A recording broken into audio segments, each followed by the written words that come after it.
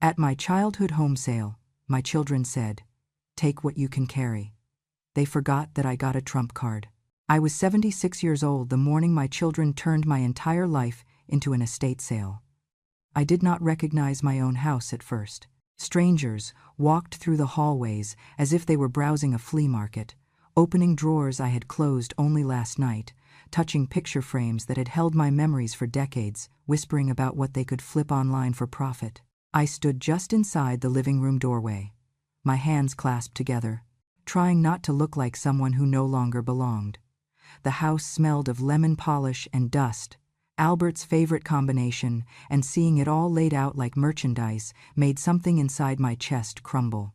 Austin and Amelia were dressed as though they were hosting a charity gala instead of selling off their childhood. Austin wore a fitted blazer and crisp jeans, holding a clipboard as if he had been managing estates his whole life. "Everything must go," he announced to a group of eager buyers. "Furniture, antiques, even the old piano." He tapped his pen on the list as though he had paid for any of it. Amelia stood near the front door, hanging a large white sign she had designed herself. "Everything must go, including the past." She smiled with a confidence that felt cruel. I had seen that smile before when she wanted something expensive, when she was hiding a lie, when she knew she was hurting someone and didn't care. A young couple walked in, and Amelia waved them toward the dining room. "Feel free to look around," she said. "Ignore her." She pointed at me without looking. "She just stays here for now. Not the owner, just the previous occupant." Her words landed like a slap. I opened my mouth, but no sound came out. I took a slow step back, trying to stay upright. A man near the bookshelf frowned. "Is she the owner?" Austin didn't even glance my way. "No," he said, laughing lightly. "Just leftover from a sad marriage." The words echoed in my ears, leftover, sad marriage. As if Albert and I had been a mistake. As if the decades we built together were nothing but clutter to be cleared out. Then Amelia, with her voice sugar-sweet and venom-filled, added, "Honestly, if Mom had died when Dad did, things would have been a lot easier on everyone." The air left my lungs. I wondered if anyone else felt it hit them the way it hit me. I turned away, pretending to study a table of trinkets, but my legs shook. I had survived poverty, humiliation, back-breaking work, and the loss of my husband. But nothing had prepared me for the cruelty of my own children, spoken so boldly in front of strangers. A middle-aged woman approached me gently, perhaps sensing the pain etched across my face. Before she could speak, Austin appeared and nudged me aside. "Mom, stop lurking around people," he hissed. "Take whatever you can carry. After today, you're out for good." Around that moment, while trying to steady myself, I remembered something. I needed to say something for those who were listening, those who still had hearts open enough to understand what was unfolding. If you feel justice deserves celebration, smash that hype button. Let us keep stories like this alive, echoing far, far away. Your support helps us bring understanding and love to those who deserve it. Thank you so much. Keep listening. I reached for a porcelain wedding vase sitting at the edge of the dining table, the one Albert bought for me on our 10th anniversary. My fingers curled around it just as Austin swooped in and yanked it away. "No," he barked. "Even this isn't yours. Dad bought it, so it goes in the sale. You never had anything of your own." I felt a sting behind my eyes. "Austin, please," I whispered. He rolled his eyes and turned away, handing the vase to a buyer who asked about the price. A photographer stepped inside then, hired by Amelia to update the online listing. Amelia shoved me aside as she adjusted the lighting. "Move, Mom. Rich buyers don't want to see poverty in the frame." My foot slipped on the wooden floor, and for a brief moment I thought I might fall. But I steadied myself, pressing my hand to the wall, breathing in the memories buried in the paint. Room after room, the voices of strangers replaced the echoes of my children's laughter from years ago. They picked up Albert's chessboard, the rocking chair he built, the quilt I sewed for Austin when he was little and afraid of the dark. I watched a man hold up Amelia's baby blanket, the one I spent 3 nights stitching by hand because her fever wouldn't break. He examined it like a rag. Every part of my body ached, not from age, but from betrayal deeper than bone. I had loved these children more fiercely than I loved myself. I had worked double shifts, gone hungry, endured insults from the wealthy parents at their schools, and stayed silent through countless heartbreaks, all so they could have better than I ever did. Now they stood in my home, treating me like some stubborn stain they could not scrub out fast enough. But I stayed quiet. I watched. I breathed. I waited. And when Austin shouted across the room, "Take what you can carry, Mom," and then disappear, something inside me finally stopped trembling. I straightened my shoulders. I lifted my chin. They thought they had taken everything from me. They didn't know what I still carried. They didn't know what Albert had left behind. They didn't know the storm that was coming. And as I turned toward the hallway where Albert once told me to keep something safe for when I needed it most, I whispered to myself, "Take what you can carry," they say. They have no idea what I'm about to bring. I was not born into comfort or softness. I grew up in a corner of Tennessee where the soil was red and hard, and so was life. I lost both my parents before I finished middle school, and from then on I learned the kind of lessons children should never have to learn. I swept classrooms in the early mornings, wiping gum off desks before students arrived.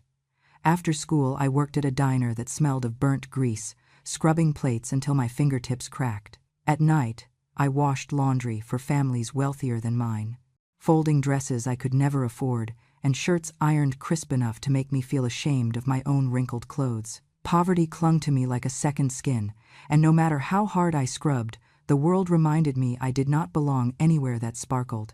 Then came Albert.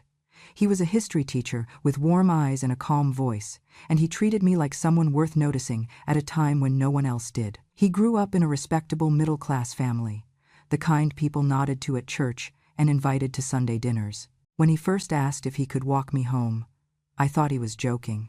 When he kept asking, kept showing up, kept choosing me, the whole town seemed to tilt sideways.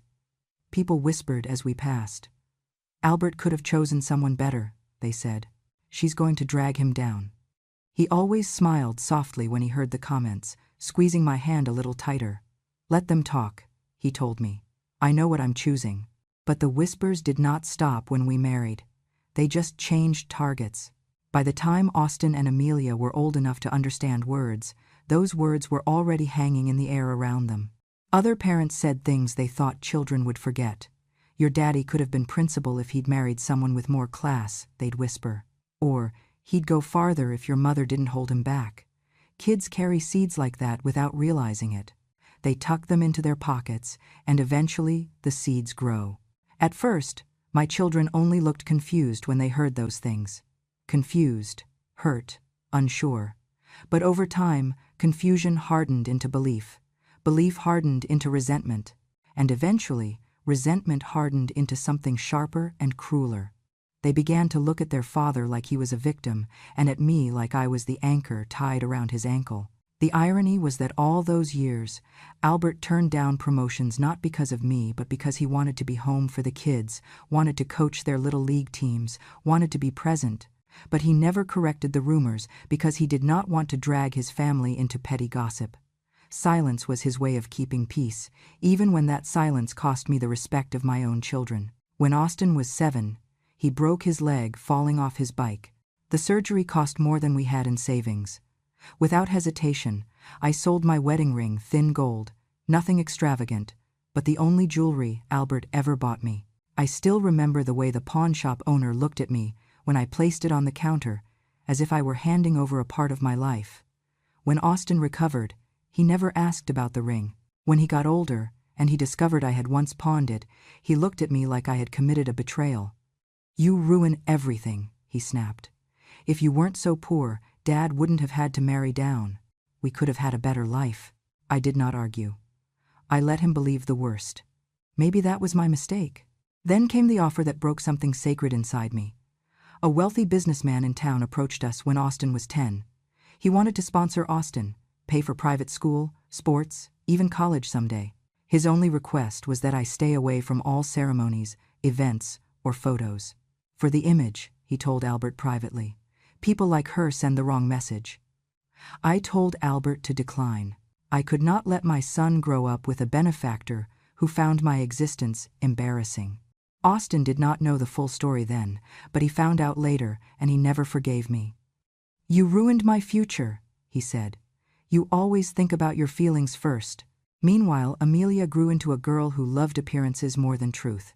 She called me out of style, old-fashioned, and embarrassing. When she married her well-off husband, she told me not to wear the dress I had sewn myself.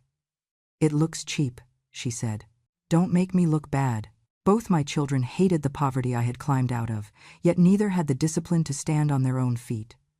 Austin borrowed money repeatedly, trying business after business, always failing, always blaming the world. Amelia lived off her husband's income and spent her days pretending she belonged among polished women with perfect nails and empty hearts. Albert saw everything. He heard the disrespect, the ungratefulness, the twisted stories they believed. He tried to talk to them, but they brushed him off. "Dad, she kept you small," they said. "You could have been so much more." He shook his head each time, but they refused to listen. Toward the end, when Albert's health began to weaken, he grew quiet in a way that frightened me.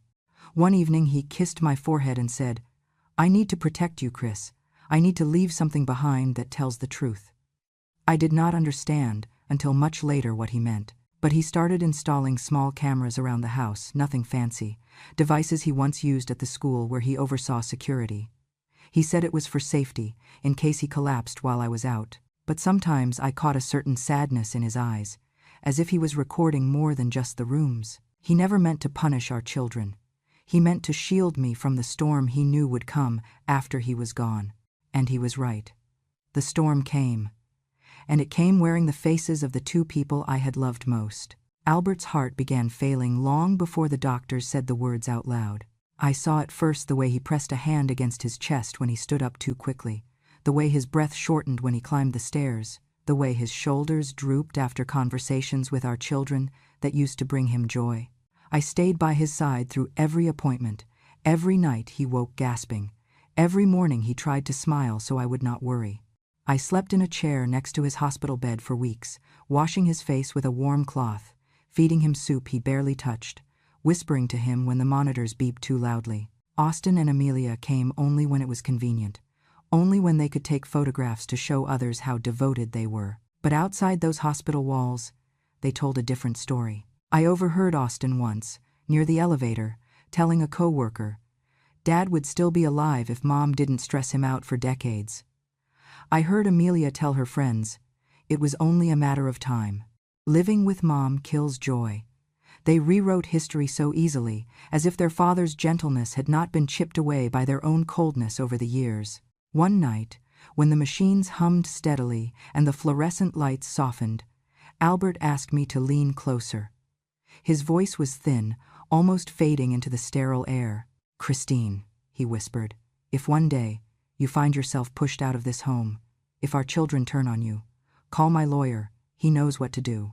I didn't understand. I thought he was speaking out of fear and exhaustion. But the look in his eyes was clear, sharper than it had been in months. "Promise me," he said.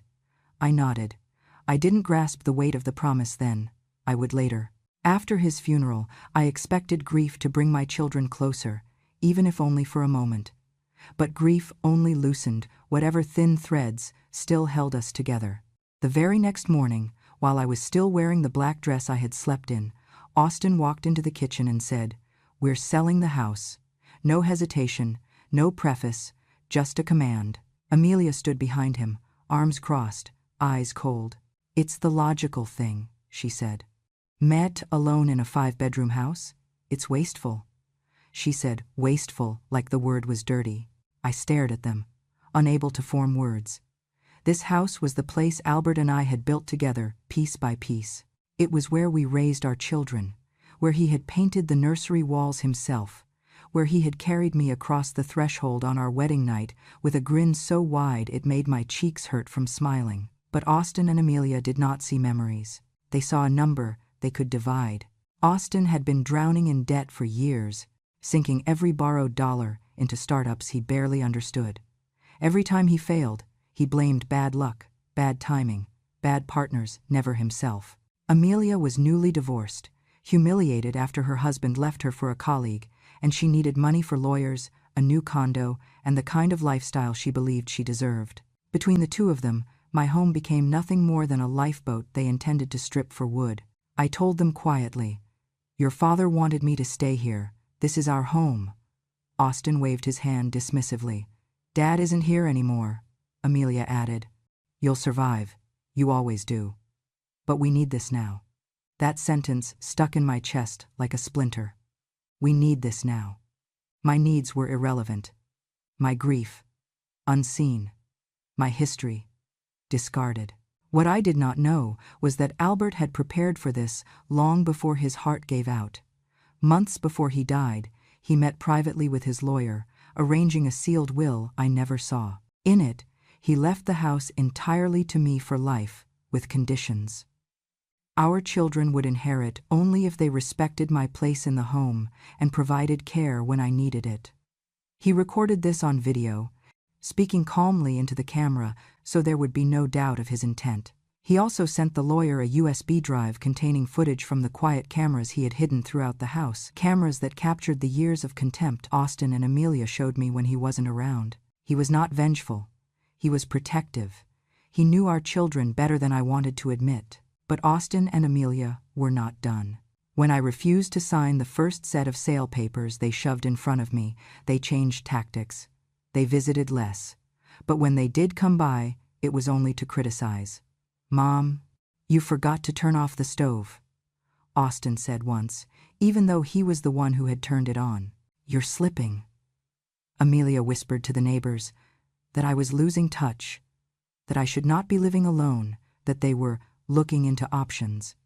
They told neighbors to call them instead of helping me if anything happened. "We're preparing to move her to a care facility," they explained. "It's what's best." They were grooming the world to believe I was incapable. The cruelest cut came when I found a stack of pamphlets for nursing homes tucked into my mailbox, placed there by Amelia. On one of them she had written, "You'll be happier here. Accept it." That night I sat on the edge of my bed, Albert's old sweater in my lap, and finally understood the look he gave me in the hospital. He had known this would happen. He had tried to warn me. He had left me tools I didn't yet know how to use. I held the sweater tight and whispered into the darkness, "I miss you. I wish you were here." And in the silence that followed, I realized something else. The fight for my home had only just begun. The morning of the estate sale felt like watching strangers dismantle my entire life piece by piece. I stood in the doorway of the living room while people I had never seen before wandered through the house Albert and I built, touching our furniture, opening our drawers, judging the things we once held dear. It felt less like a sale and more like a dissection of my memories. Austin stood at the center of it all, as if he were the master of a grand performance. Clipboard in hand, shirt ironed crisp, smile practiced, he spoke to the agents and buyers as though he had owned this house long before he was even born. "Let us keep the flow moving," he said to the realtor, snapping his fingers. "Bigger items go first. The antiques have priority. Everything must go today.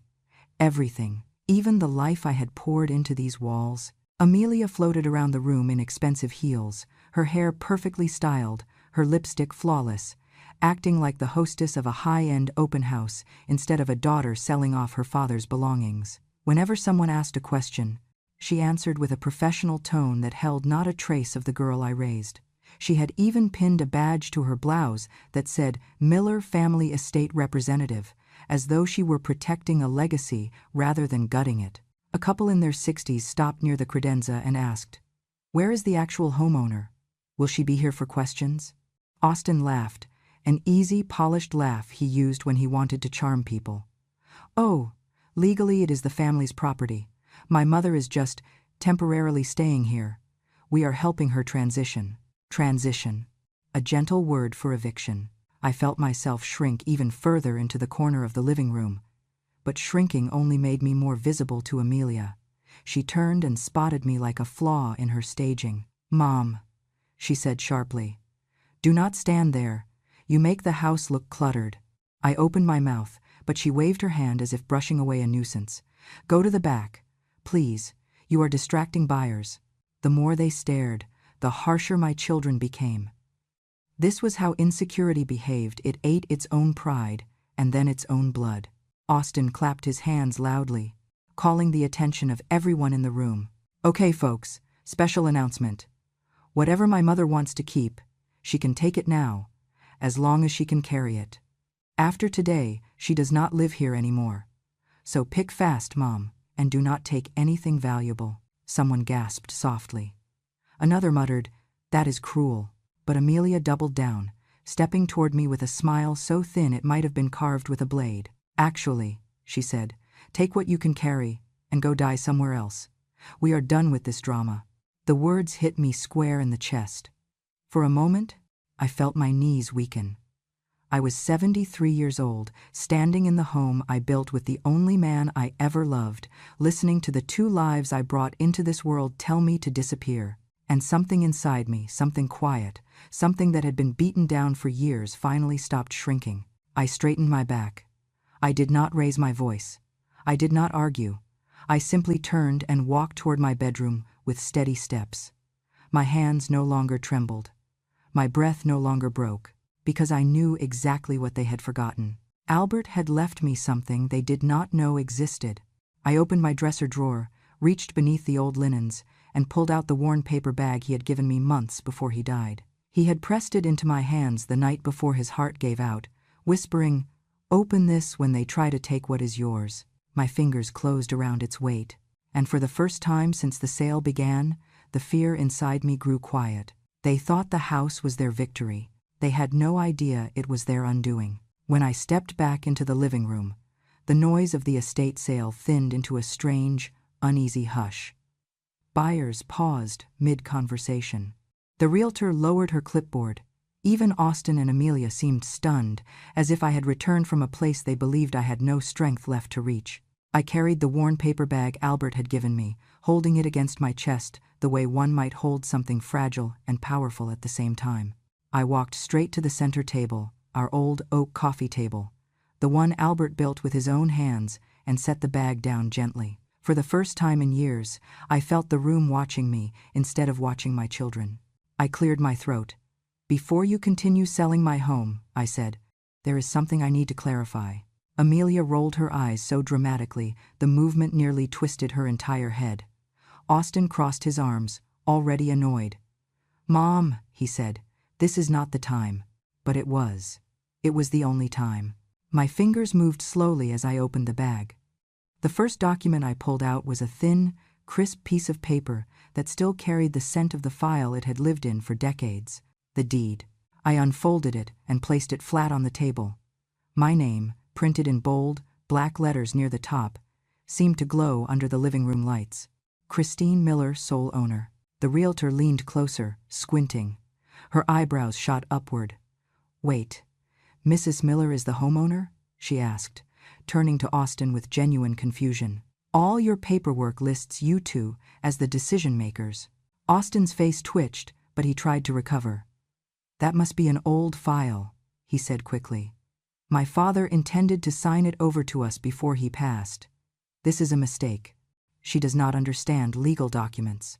They had always assumed the house was in both of their parents' names, just like every other home in the neighborhood, and never once imagined it could legally belong to me alone. He reached for the deed, but I placed my hand over it before he could touch it. "It is not a mistake," I said quietly.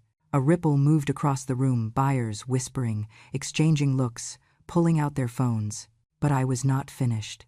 I reached back into the bag and pulled out a thick stack of papers, edges slightly yellowed from years in a filing drawer. I set them beside the deed. "These," I continued, "are the property tax receipts for the last 20 years. Every year, I paid them. Every year, the county recorded my name. Not a single one is signed by either of you." I spread them across the table like a dealer revealing a winning hand. The inked signatures, my signatures, stared back at everyone in the room. One of the buyers, a woman in a navy blazer, stepped forward and looked from the receipts to the deed. Her mouth tightened. "If she's the legal owner," she said to the realtor, "then this sale has no validity. We could be participating in fraud." Another buyer spoke up, pulling out his phone. "I need to call my attorney. Right now." The realtor took a step back, fumbling with her papers. May need to pause the sale until this is sorted out.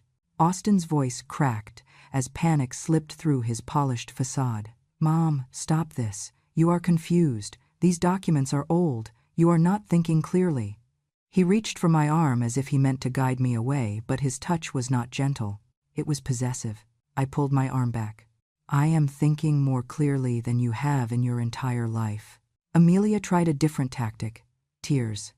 She forced them quickly, rubbing her eyes until they reddened. Mom, please, she whimpered. This is overwhelming for you. All the paperwork, it just complicates things. Let us handle it. We know what Dad wanted. No, I said firmly. You know what you wanted. The room grew quiet again. The kind of quiet that exposes every truth people try to bury. This is my home, I said, looking from Austin to Amelia. It always has been.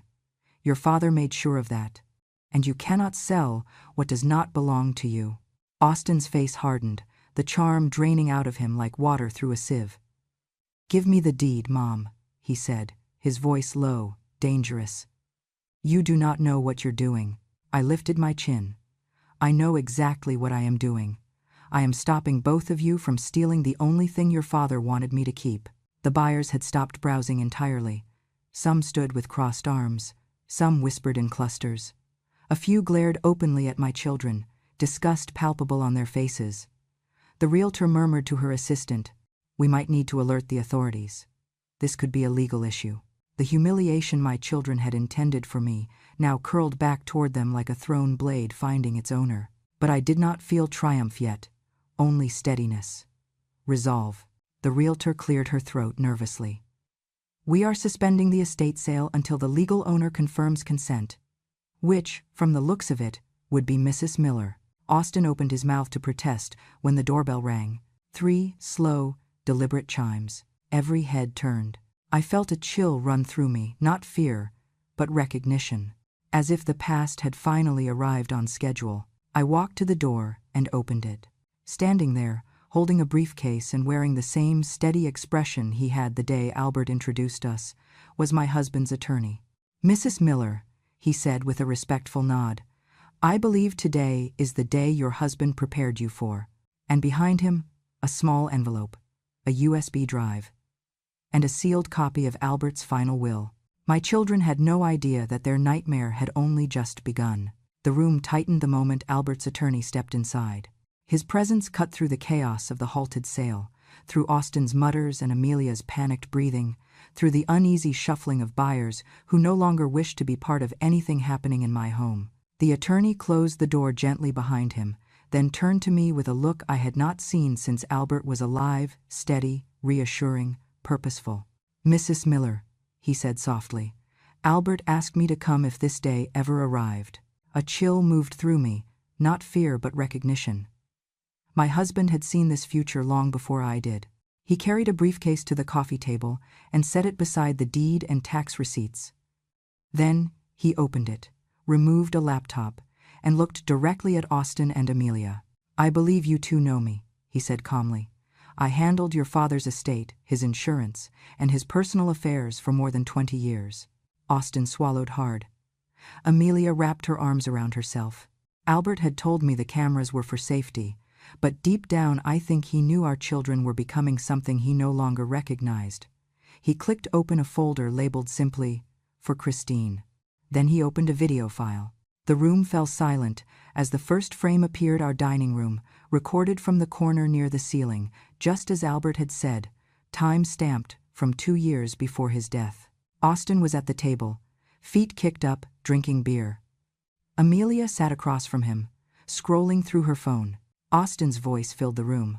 As soon as Dad dies, we sell this dump and stick Mom in the cheapest nursing home we can find. Laughter his. Then Amelia's voice, sharp and bitter. She's dead weight. Always has been. This house deserves better owners. I mean, look at her.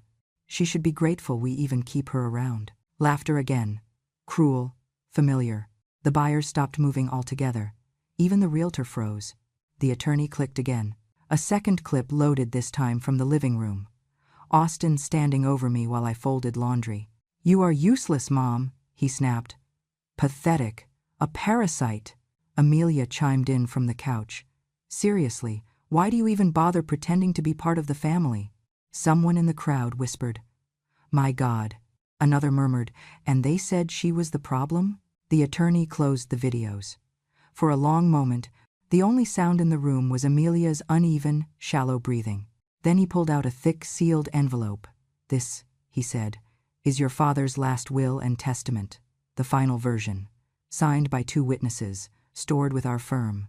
Austin stepped forward quickly. Dad would never cut us out of anything.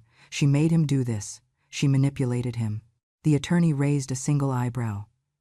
Your father recorded a message for this, too. He pulled out another document, Albert's signature, clear, steady, dated 6 months before his death. He read aloud. I, Albert Miller, leave our family home to my wife, Christine, for the duration of her life. She may live in it, sell it, or pass it on as she chooses. My children, Austin and Amelia, are to inherit my remaining assets only under the condition that they treat their mother with respect, dignity, and proper care. If they attempt to force her into a nursing facility against her wishes, pressure her to sell the home, or engage in any form of manipulation or cruelty toward her, they forfeit all rights to my estate.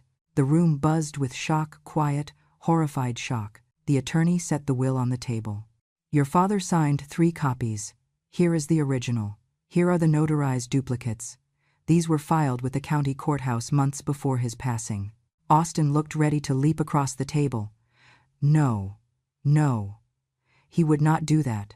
But Amelia's legs finally gave out, and she collapsed into the nearest chair, whispering, So, we have nothing? We did all this? For nothing? The buyers began drifting away, uncomfortable now, many shaking their heads. One murmured, I feel sick being here. Another whispered, Poor woman. Those are her kids?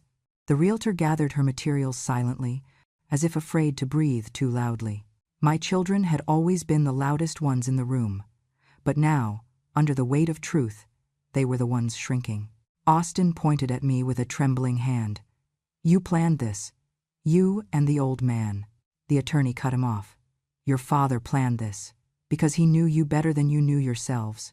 Tears formed in my eyes, not from sadness, but from the ache of being finally, undeniably believed. Then the attorney turned to me. His voice lowered, so only we and my children could hear.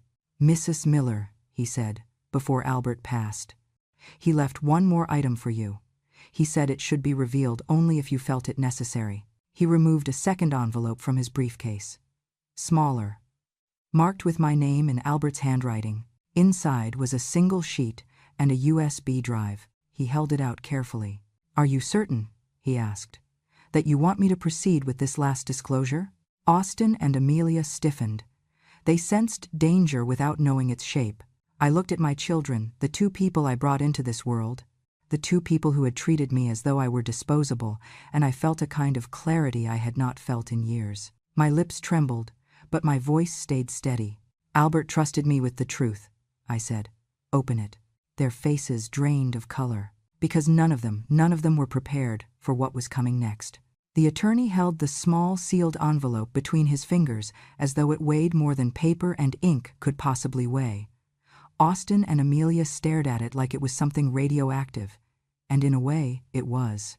It contained the last truth Albert ever left behind, the truth he believed should surface only if our children turned against me completely. He looked at me for final confirmation.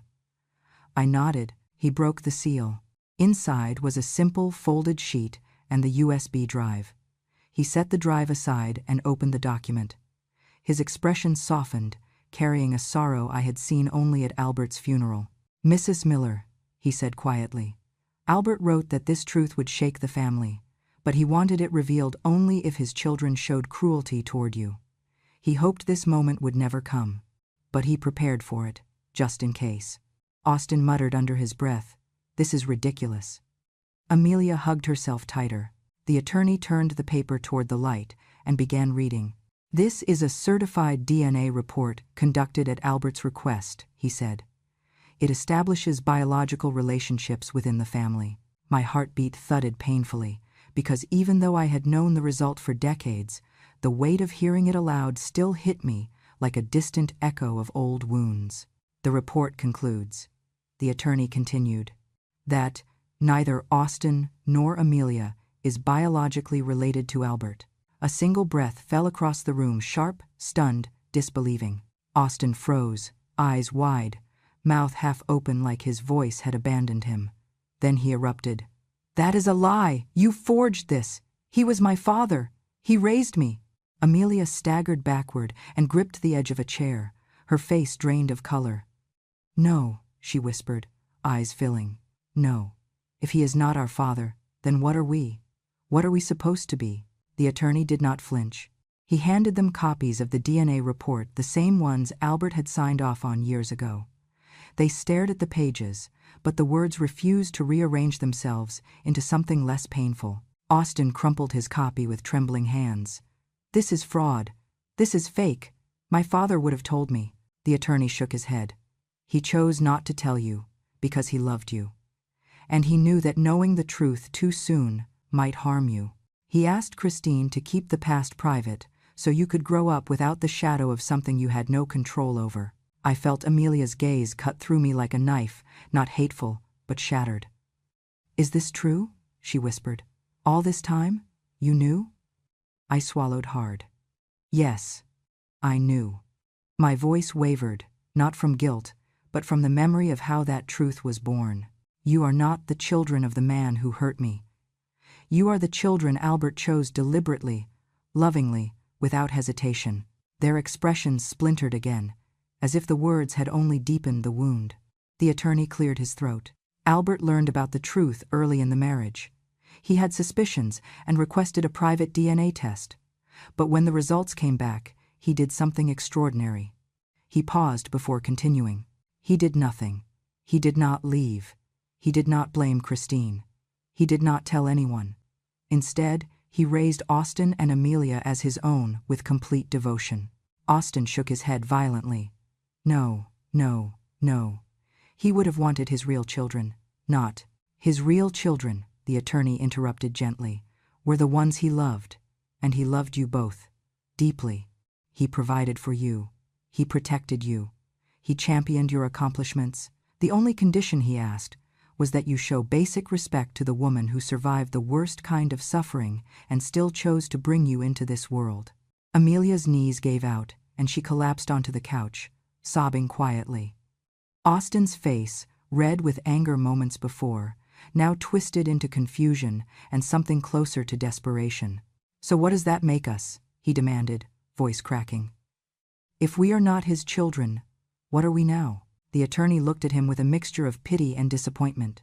"It makes you two the children of a woman who endured cruelty before she met Albert and still chose to love you.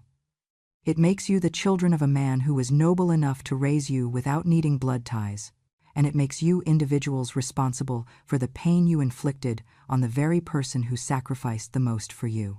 The weight of the words settled over them like ash.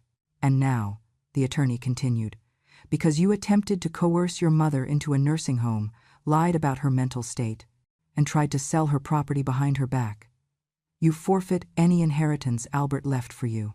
Austin stumbled backward, hitting the edge of the dining table. "So that is it?" he shouted. "We lose everything? The house, the money, the accounts, everything?" I looked at him for a long, painful moment. "Albert gave you a family," I said. "But you valued the furniture more than the father who raised you." Amelia lifted her tear-streaked face. "We should have known," she whispered. "He was always better than us." Her voice broke completely. They sank to the floor, two grown adults, trembling, ruined not by me, not by Albert, but by the weight of their own cruelty reflected back at them. I watched them with a heart that felt torn open and stitched shut at the same time. Pain, yes, because no mother dreams of seeing her children brought this low, but also something else, something quiet and long overdue: justice. Albert had given them every chance to be good. They had chosen the opposite. And now the truth, blood deep, irrevocable, had finally come home. By the time the attorney closed his briefcase, the estate sale had fully collapsed. The realtor gathered her signs in silence, her eyes darting between Austin and Amelia with unmistakable discomfort. Buyers filed out quickly, whispering among themselves, some shaking their heads, some staring at my children as though they were witnessing a scandal unravel in real time. The consequences began almost immediately. An hour after the attorney left, a man in a gray suit appeared at the gate, a representative from the bank. Austin stiffened when he saw him. I watched from the porch as the man approached with a folder in hand. "Mr. Miller?" he asked. Austin swallowed. "Yes. I need to discuss a loan application you filed last month. You used this property," he gestured toward the house, "as collateral." Austin's face drained. "That was pending. It is my house." The banker opened the folder. "According to county records and the updated deed we just pulled, it is not. And applying for a secured loan using property you do not own can qualify as attempted fraud." I saw Austin stagger back as if someone had punched him in the stomach. Amelia let out a small gasp. The banker continued, voice calm but firm. "I will be forwarding this case to our legal department. You will receive official notice soon." He turned and left without another word. Amelia's phone buzzed next. She answered it with shaky hands. It was her divorce attorney. I could hear the muffled tone through the receiver firm, disapproving. Yes, I know the video is circulating," she whispered. "No, I did not. No, that was not abuse. She just—" Her face tightened. "What do you mean, custody review?" The more her attorney spoke, the more she crumbled. When she finally hung up, she looked at me as though the entire world had just tilted beneath her feet. "He said," she whispered, "that what I did today, the yelling, the threats, the comments about you dying, it will destroy my case. He said a judge could see it as elder abuse. He said I could lose custody." She covered her face with both hands, and her shoulders shook, not with regret, only with fear for herself. By the next morning, word had spread through the community. The neighbors who once politely waved at my children now avoided eye contact. Some even crossed the street to avoid them. At the grocery store, I overheard someone whisper, "Those two treated their mother like garbage. Their father must be rolling in his grave." At church, Pastor Williams placed a hand on my shoulder and said, "Albert always spoke of your strength. Now we see why." The little kindness from others felt strange after so many years of being dismissed and overlooked, but I accepted it quietly. People were not praising me, they were condemning my children. When Austin and Amelia returned to the house that afternoon, they found the locks changed. Their eyes widened as they realized the door would not budge. I stepped outside, steady on my cane, and stood between them and the home they had tried to steal from me. "Mom, please," Amelia whispered. Her voice trembled. "We have nowhere to go." Austin looked angry, but even he knew enough to keep his voice low. "We need a place to stay, just for now." I took a breath, slow, deliberate. "I am not throwing you out of my life," I said, "but I am drawing a line." They listened, desperate, wet from the drizzle beginning to fall. "You are not allowed to live here," I said firmly. "This house is mine, and it stays mine. If you want to visit, you call first. You come with respect. You speak with dignity, and you will not receive a single cent of inheritance from me. Not now. Not ever." Amelia started crying again. Austin looked away, jaw locked tight. Neither of them argued. They simply stood there, two adults suddenly stripped of every illusion they had built about themselves. The attorney returned later that evening with one final envelope. He handed it to me gently. "This is Albert's last letter," he said. "He wanted you to have it only after everything came to light." When he left, I sat in the quiet of my living room, the room that had once been filled with the voices of my family, and opened the envelope. Albert's handwriting filled the page, steady and warm. "My Christine, if you are reading this, it means the moment I feared has arrived. I knew there might come a day our children forgot who kept this home standing. You always believed you were the lesser half of our marriage, but you were wrong. You were the reason our family held together for as long as it did. I could not protect you in life the way I wanted to, so I protected you in death. This home is yours, always. You built it with love when the world gave us nothing. You once said you were only the wife of a poor teacher, but to me, you were the roof over my life. Do not let anyone take that from you. Albert." I pressed Albert's letter to my chest, grateful he still stood beside me even from the grave.